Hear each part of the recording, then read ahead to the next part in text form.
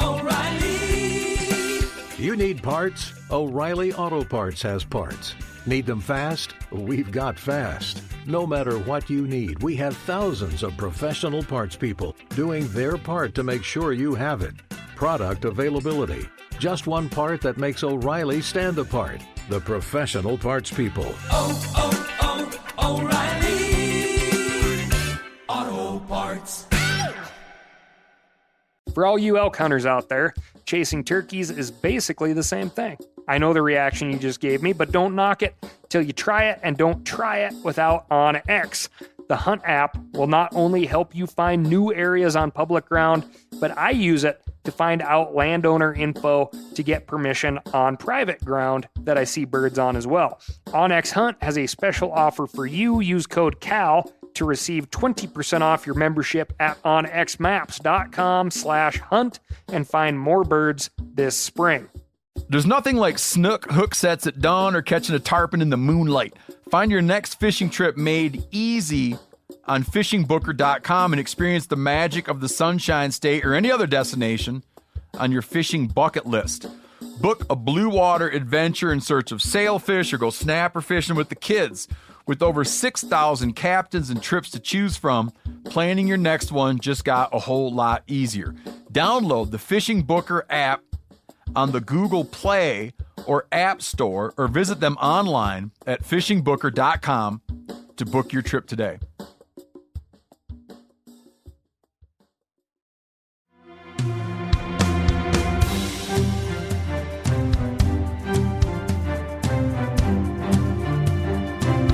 From MeatEater's World News Headquarters in Bozeman, Montana, this is Cal's Week in Review with Ryan Cal Callahan. Now, here's Cal. Wisconsin Department of Natural Resources officer Austin Schumacher put his tracking skills to the test this past November. You're hearing about it now because Officer Schumacher just received a citation, which is why I am just hearing about it, and it's a great story. According to Minnesota Public Radio, a 13-year-old boy got into what you would call a peeing match with his teachers, cussed at them, and ran away from school into the swamp across from the school. The weather was threatening snow, about 39 degrees, and 13-year-old was only wearing a t-shirt and sweatpants. The principal of the school initially tried to track the boy, but the ground was too boggy to pursue, and a search party was soon called in. Officer Schumacher arrived late and decided to try and follow the child using the skills he had been taught hunting. Eventually, he hit a track, and soon he was on his own, crossing through mud, open water, and thick brambles. On one of the cold, muddy trails, Schumacher struck the track of the now barefoot boy and followed the fresh track an astonishing 2 miles in the dropping temperatures. The track, like just about any animal track, was intermittent, and Officer Schumacher felt what most people on an intermittent track do. A little doubt, a little despair, but eventually he found the child, who was now shivering beyond control and soaked. He wrapped the 13-year-old boy in his jacket, then packed his 90 pounds on his back through the swamp another mile to a waiting ambulance. Schumacher received the DNR's Life-Saving Award. His training officer, Warden Tim Werner, said, quote, "There's a lot to be said about just old-school woodsman skills. The piece of advice from Officer Schumacher's tracking, the most important lesson, humans are lazy creatures. Animals will crawl under or go around obstacles. People will push them aside or plow through them. Everything in nature is vertical as it tries to reach the sun. If you see something horizontal, like a branch on the ground, chances are humans were here." All good stuff, but then if you think about it, over 3 miles with no preparation, and 2 miles of those in bare feet? I've met some lazy 13-year-olds, but this kid doesn't sound like one of them. Outside of the classroom, anyway.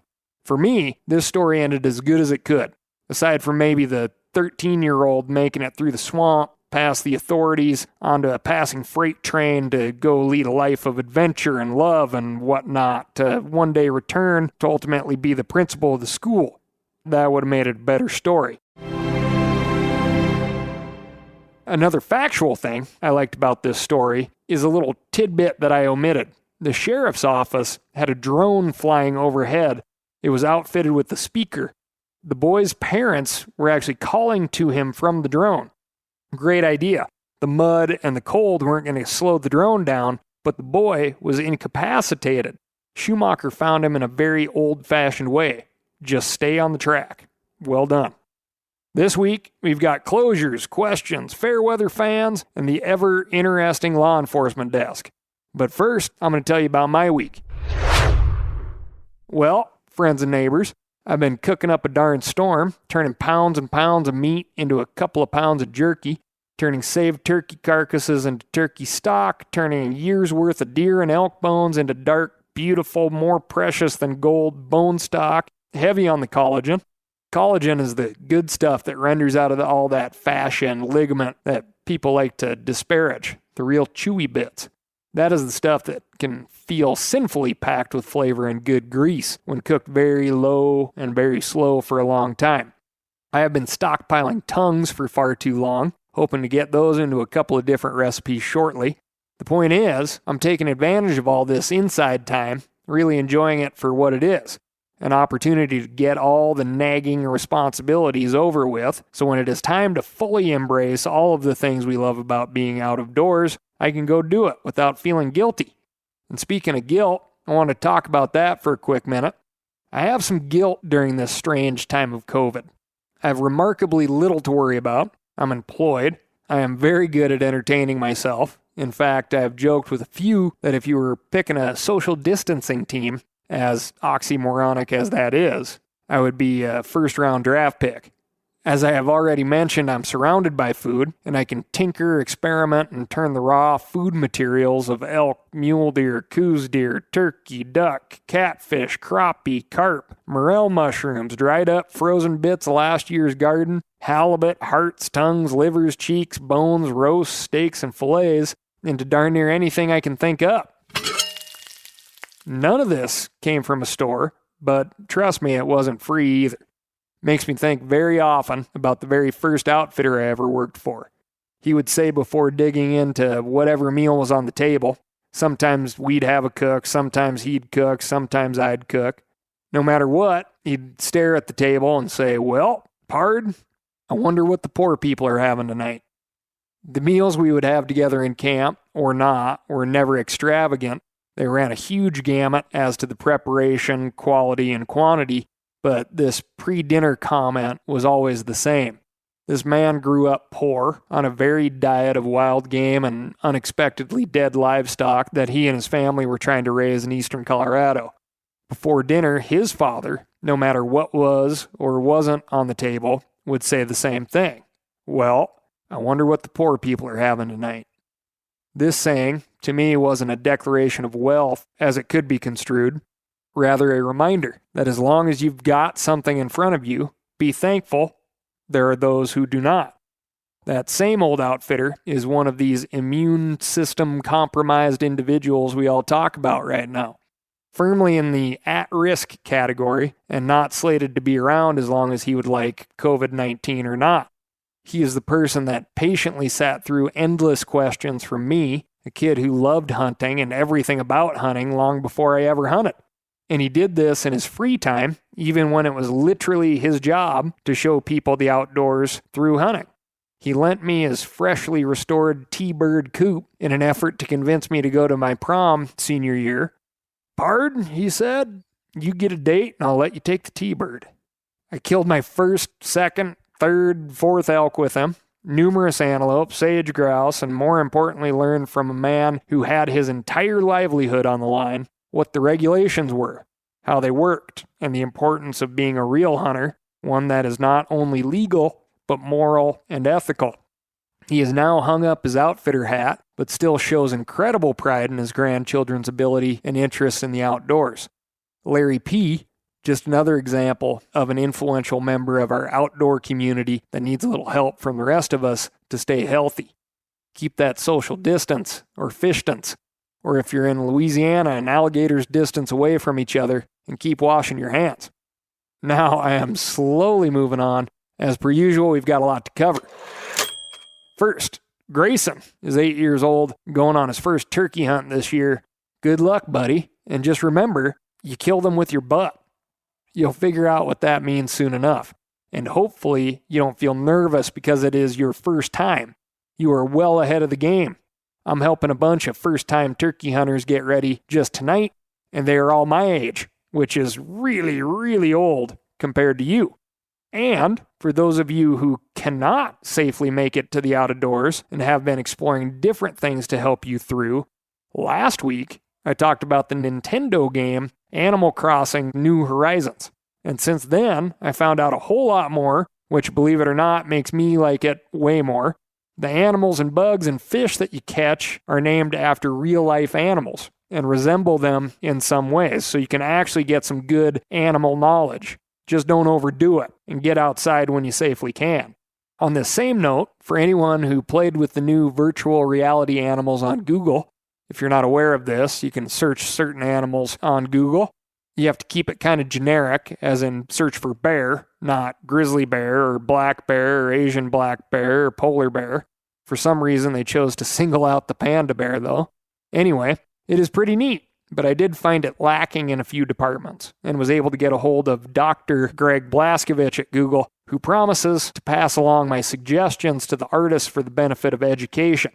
A couple of things to tell you so you are not disappointed. No genitalia or sexual distinction with these animals. How are kids or people supposed to learn without that? If you want sexually indistinct animals, you probably aren't punching them into Google. You're probably going to Disneyland. The other thing I thought would be incredibly cool and educational would be to pick some species that are somewhat similar in appearance but do things very differently, like the sharks that give birth to live young versus sharks that birth by laying eggs. Viviparous versus oviparous. You know, because how cool would it be to see a bullhead shark swim in your living room, dropping its spiral-shaped eggs to the floor, and then you can watch a bull shark swim through your living room, dropping a bunch of miniature sharks all over the place. Wow! Anyway, if this becomes available, you are welcome. On behalf of myself and the artists at Google, and special thanks to Dr. Greg Blaskovich. O'Reilly Auto Parts are in the business of keeping your car on the road. O'Reilly Auto Parts offer friendly, helpful service and the parts knowledge you need for all your maintenance and repairs. I don't know if you stopped in at an O'Reilly lately, but I use one because we have one right not too far from my house. People there are super helpful. I don't care if I'm getting boat batteries, car parts, whatever. Love those guys. They got thousands of parts and accessories in stock, either in-store or online, so you don't have to worry if you're in a jam. The team at O'Reilly Auto Parts can test your battery for free, in or out of your car. If it needs to be replaced, they'll help you find just the right battery for your vehicle. If you need your windshield wipers replaced, a brake light fixed, quick service, they'll help you find the right part or point you to the nearest local repair shop for help. Whether you are a car aficionado or an auto novice, you will find the employees at O'Reilly Auto Parts to be knowledgeable, helpful, and best of all, friendly. The professional parts people at O'Reilly Auto Parts are your one-stop shop for all things do-it-yourself auto. You can find what you need in-store or online. Stop by O'Reilly Auto Parts today or visit us at O'ReillyAuto.com/meateater. That's O'ReillyAuto.com/meateater. For all you elk hunters out there, chasing turkeys is basically the same thing. I know the reaction you just gave me, but don't knock it till you try it, and don't try it without OnX. The Hunt app will not only help you find new areas on public ground, but I use it to find out landowner info to get permission on private ground that I see birds on as well. OnX Hunt has a special offer for you. Use code CAL to receive 20% off your membership at onxmaps.com/hunt and find more birds this spring. Now, a lot of you guys are familiar with the old hunting tradition of eating, some organ, the heart or a chunk of liver off the first animal you kill. I had that when I was a little kid, and it was a big deal. Organ meats were always prized by frontier people who knew the importance of getting a lot of different minerals and nutrients. And as often is the case, those guys were onto something, because organs are among the most nutrient-rich foods on the planet. And you can get the same benefits your ancestors craved via convenient daily capsules from Heart and Soil, made exclusively from regeneratively raised, grass-fed, and finished cattle. Heart and Soil's unique freeze-drying process means all those important nutrients are trapped in, ensuring you experience every one of the benefits of nature's superfood in a clean, convenient, taste-free capsule. Find out more at heartandsoil.co. And make sure to use code MeatEater for 10% off your purchase. That's heartandsoil.co. Use the code MeatEater. Moving on to the crime desk. A prolific perpetrator of poaching was arrested last month and just recently penalized, imprisoned. No word on penitentiary what I'm saying is, this perp was charged with 26 big game poaching violations, 24 in Clallam County, Washington, and 2 in Jefferson County, Washington. Jason Bradley Hutt, 29, of Sequim, Washington, has a previous record of poaching from 2016 and up until March 26th was accused of illegally killing elk, bear, black-tailed deer, otters, bobcats, and birds, including a harlequin duck. If you do not know what a harlequin duck is, check this pretty sea duck out. The Latin name is Histrionicus histrionicus, which is pretty fetching by itself. But what I think is cool about these ducks is that they are tough. They prefer rough seas in the winter, places where waves hit rocks. They fly tight to the rivers, kind of like mergansers, and studies of adult birds often show broken bones because of their preference for rough surroundings. But back to the prolific poacher. Hutt was awaiting trial on a state record-setting wildlife bail of $60,000. After his sentence was handed down on the 26th, Hutt is now the first poacher in Washington history to receive a prison sentence, and not a small one either. 38 months, plus 1 year of community custody. As a reminder, wildlife is managed by the state for the people. Hutt, our poacher, judging from his possession of methamphetamine and wanton waste charges, was not out trying to feed his family. He was killing and stealing meat from others. This isn't just me saying this. According to the Sequim Gazette, the court received 10 independent letters demanding Hutt receive jail time for his actions. Hutt had a 24-year-old accomplice during at least some of these crimes. That man named Beck was sentenced to 240 hours of community service and 30 days of electronic home monitoring. So to recap, friends and neighbors, don't be a poacher, and if you have goals of state records, don't let them be records of bail money and prison sentences. Moving on, but sticking with Washington. Washington residents, be on the lookout for the Asian giant hornet. It is not native to the state. It's native to, wait for it, Asia, East Asia to be exact, and it is a honeybee predator, which should mean something to a state that produces a lot of fruit. 64% of the nation's apples to be exact. According to Purdue University, the Asian giant hornet is 2 inches long and can kill up to 40 bees a minute. So far as population goes, a hive has been located and destroyed across the border in British Columbia just last August, and only 2, as in just 2 individual hornets, have been verified in Washington. But that doesn't mean you shouldn't be on the lookout for more. Moving on. We can't talk about the state of Washington without talking about some of the measures the state has taken in order to curb the spike of COVID-19. Like many states, Washington has shelter-in-place orders in effect. As of this recording, at least 38 states, 48 counties, 14 cities, the District of Columbia, and Puerto Rico are in the same situation as Washington. That is roughly 297 million people being urged to stay at home. That's according to the New York Times.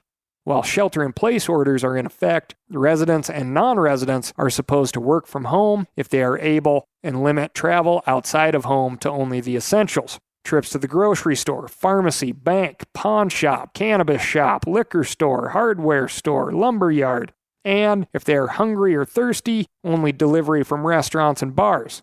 Exercise is also deemed essential. Jogging, walking, bike riding, really anything that allows people to maintain a respectful social distance of at least 6 feet. If you travel to themeateater.com and look at our COVID-19 ticker at the top of the homepage, an aggregator of outdoor openings and closings spearheaded by our own Miles Nolte, you will see that outdoor exercise, which for many of us includes hunting and fishing, is being limited. Specifically, the 6 game management units scheduled to begin spring bear hunting on April 1st will not open. Washington Department of Fish and Wildlife will reassess opening hunting seasons on April 6th. The youth spring turkey season, scheduled for April 4 through 5, has been canceled. And all recreational fishing and shellfish harvesting is closed in Washington state until at least April 8th. All state parks and wildlife areas are closed until further notice. Additionally, federally managed ground has been shuttering campsites, trailheads, visitor centers, even dispersed camping and trails in some areas. Other areas, and this is very important, remain open to dispersed use, but use isn't encouraged. How can this be? I, like many people, find solace and separation from people in national forests. Certainly more than at our grocery store, I find solitude fishing and hunting and hiking. Just likely how you do. But these rules are not for me or you. They are for all of us. Like we have spoken about so many times on the Week in Review, we manage animal populations as populations, not as individuals. Well, here is an example that we just cannot ignore. People are being managed not as individuals, but as a population in many states and counties. Even where we do find it legal to be outside in backcountry situations, should we go? If someone gets nervous, just like what happened to me over Thanksgiving on National Forest ground, someone took a look at my truck parked in the same spot for several days during inclement weather, decided I needed help, and a search and rescue volunteer group was put on alert. In this scenario, particularly in areas where the nearest help is a small town, those resources may already be in use. If not, should they be spared to come look for you when you are probably just like me, just fine being outside doing what you love? Something that you need to think about if you're going to go out and recreate. Sticking with Washington specifically, there are many areas of national forest and BLM that are still open to recreation. People are still encouraged to limit contact with others and try to avoid straying far from home. Practice extreme caution. Again, if you are angry and frustrated with these closures on our public lands, I am right there with you. Downright ticked off. But instead of crying about the system that is working jointly with our state governments, I encourage you to think about the reasons to limit not you, but a population of you and me from going out and using these underfunded resources. Before COVID-19, have we been showing these places our utmost respect and best behavior? Have we been demonstrating, as a group, as a population, responsible use? I would wager that if we, as a group of recreators, outdoor resource users, had been doing that, we would be seeing far fewer closures now. Prior to COVID-19, we as a population have been showing a need for hand-holding in these public places, a need for well-maintained trails, a need for bathrooms, a need for emergency medical uses, a need for empty trash cans. When those trash cans get full, specifically, we as a population have chosen to put trash on the ground instead of carrying it to an empty one. I would wager also that if we fought like hell to keep these places and agencies well funded, we'd be finding better solutions right now. I have said it so many times, if you don't weigh in, you don't wrestle. If you haven't written, called, emailed, and spoken to your elected officials now and prior to now, you've no room to cry. I am taking this as an opportunity to make sure my officials know that we need to pass the Great American Outdoors Act, and you should too. Is this going to be the solution to end all be all? No. Things are going to arise that are unforeseen, just like the situation we're in right now. But for those of you who have chosen to write me and complain about how terrible our public lands are, know that you are in the vast minority. You're a fair weather fan. Don't throw the baby out with the bathwater because of one turkey hunt or bear season. Moving north to Alaska. North to Alaska. You guys remember that old Johnny Horton song? I love it. His back catalog, I would avoid, but that one is a winner. North for us is home. On April 1, the state of Alaska suspended all spring bear hunting to both residents and non-residents, with the exception of subsistence bear hunts. I was notified of this immediately by a listener, a fellow named Temple. Temple wrote in to let me know of the situation, and he had attached to his email his letter to his elected officials, informing them very politely of his opinion, Due to folks like Temple, on April 2nd, the Alaska Department of Fish and Game Commissioner Doug Vincent amended the prior decision made just 24 hours earlier to honor and allow all residents to continue with their bear hunts. Non-resident hunters will still be on hold until May 31st. That is called action and change. It can be done. Cooler heads have prevailed, for now. You see, a lot of these closures and suspensions have been made in reaction to the behavior of the outdoor recreating public, skiers, boaters, fisher persons, meaning in states that have offered free fishing like Missouri and Maine, and states like Alaska where residents just got their bear hunts back, you had better regulate yourselves. This is all up to you. The population of outdoor lovers and users, please go outside and enjoy this spring when it comes, but be respectful of everyone's space. Not just for you, but for my old outfitter and my grandmother and all of the other impactful people in our lives that need a hand avoiding this crud. If you get to your favorite fishing spot and it's full of people, move on to someplace else. If you get to a crowded trailhead, move on to someplace else. Enjoy being outside. It's going to get better. If you want more access to hunting and fishing, go check out the Meat Eater Land Access Initiative. We are using all proceeds from Ranella Putelis campaign merchandise to open up more, which may be exactly what we need right now. A little room to spread out. Thanks. That's all I've got for you this week. Let me know how I'm doing and what I'm missing by writing in to askcal@themeateater.com. That's askcal@themeateater.com. If you love what you're hearing, tell some friends, and I'll talk to you next week.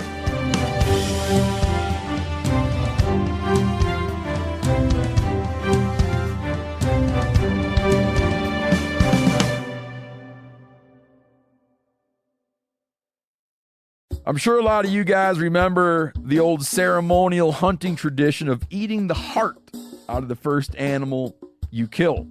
Meat from those organs are among the most nutrient-rich foods on the planet. You can get those same benefits your ancestors craved via convenient daily capsules from Heart and Soil. Find out more at heartandsoil.co. And remember, use code MeatEater for 10% off your purchase. Outdoor adventure won't wait for engine problems. Things like hard starts, rough performance, and lost fuel economy are often caused by fuel gum and varnish buildup. Seafoam can help your engine run better and last longer. Simply pour a can in your gas tank. Hunters and anglers rely on Seafoam to keep their engines running the way it should the entire season. Pick up a can of Seafoam today at your local auto parts store or visit seafoamworks.com to learn more. That's seafoamworks.com to learn more.